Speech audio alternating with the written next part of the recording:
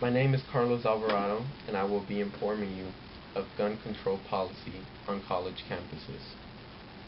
Imagine you are sitting in a classroom. You are deep into the lecture, writing down notes, when your process of learning is abruptly interrupted by this.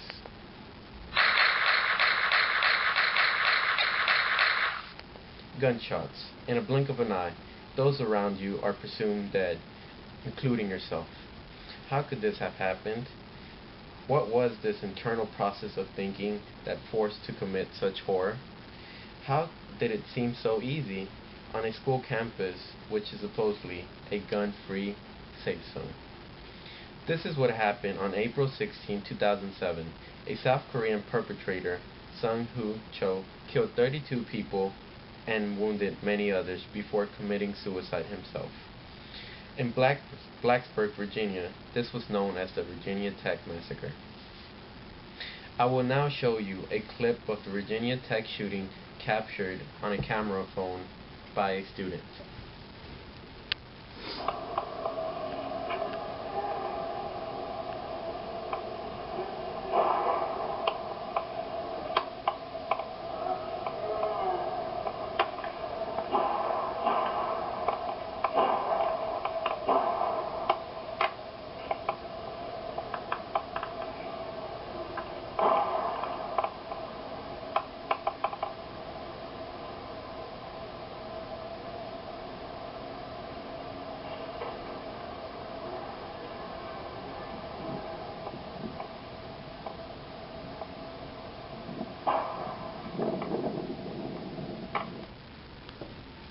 According to the New York Times, not only was this the deadliest school shooting, but it was the deadliest shooting rampage by a single gunman in all of U.S. history. Before Virginia Tech, the infamous yet unfortunate Columbine High School shooting was vivid, killing 12 students, including a teacher, as well as wounding 23 others. The difference between Columbine and Virginia Tech is high school versus college, which brings me to the point of how this is relevant to you as well as myself. We all come from different backgrounds and different ethnicities and possess different characteristics. However, one thing that we all have in common is what brings us to this location every day. We are all college students. The Virginia Tech Massacre ignited gun politics debate. It received numerous international media coverage and drew criticism of U.S. laws from commentators around the world. According to opinion poll publishings, now more than ever, Americans favor gun control slightly more than before. The Pew Research Center found that 6 out of 10 respondents considered the control of a gun ownership to be a priority, an obligation on school campuses.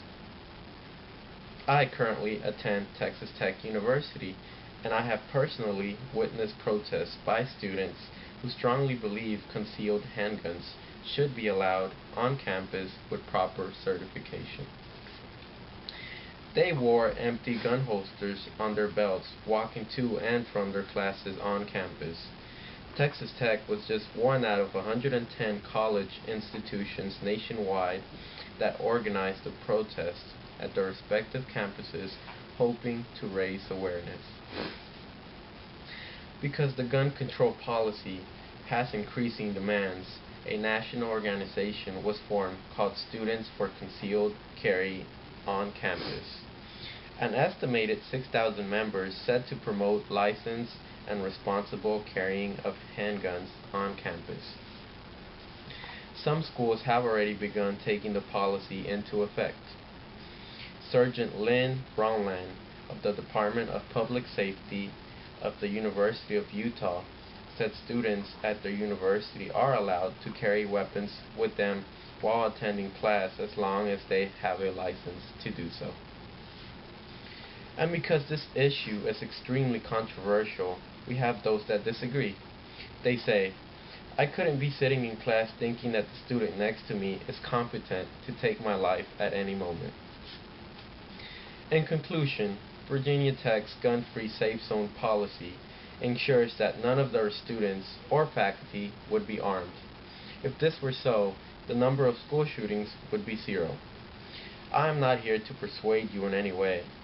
I'm simply informing you of just how much the gun policy has made a complete 360-degree turn. And as college students, we should definitely be informed and aware of this issue. Thank you.